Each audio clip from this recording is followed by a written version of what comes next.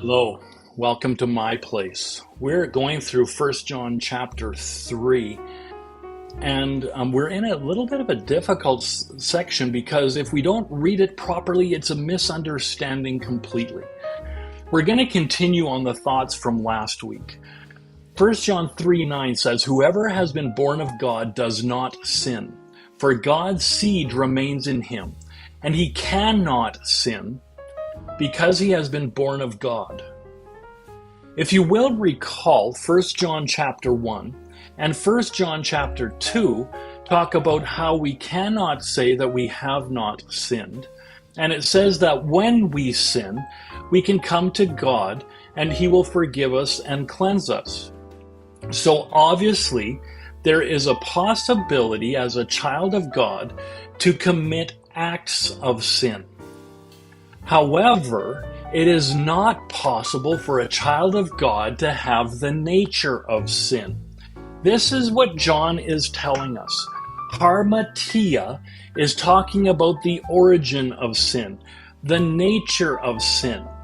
And as a child of God, we do not have this nature because the old is gone and the new creation is now in place. Let's look at another portion that explains this. So I'm going to turn to John chapter 8. And here Jesus confronts the Jews about what their nature is. John 8:34. Jesus answered them, "Most assuredly I say to you, whoever commits sin is a slave of sin, and a slave does not abide in the house forever, but a son abides forever. Therefore, if the Son makes you free, you shall be free indeed." Now, whoever has the nature of sin, that's what this is saying, is a slave of the nature of sin. And a slave does not abide in the house forever, but a son abides forever. Therefore, if the Son makes you free, you shall be free indeed. When you abide in the Father and in your sonship with the Father, you purify yourself as Jesus himself is pure. 1 John 3:3.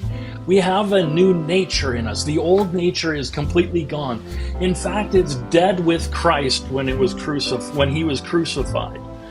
And it was raised again with him. These are all writings of Paul. This means you no longer have the nature of sin within you. We'll continue this thought next time. God bless you richly.